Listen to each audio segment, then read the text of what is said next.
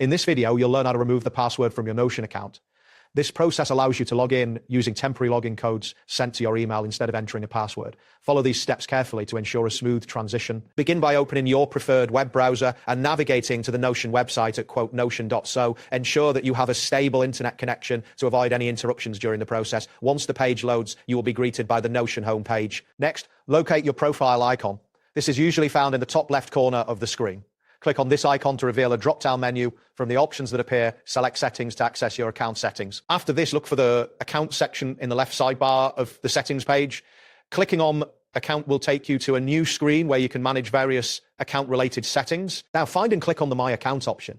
This section contains details about your account, including security settings. It is important to ensure you are on the correct screen before proceeding. You will then see an option labeled Account Security. Click on this to view your current security settings, including password management. This is where you can change or remove your password.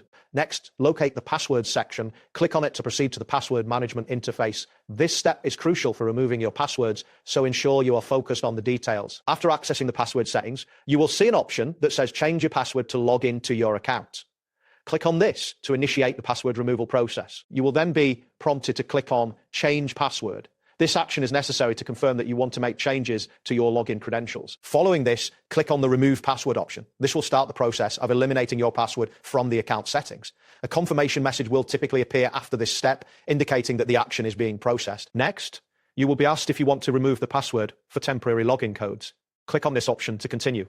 This step ensures that you can log in without a password in the future. You will then receive a message stating that you will receive a link and login code via email when you try to log in. This is a confirmation that your password removal process is on track. Proceed by clicking on Enter your current password.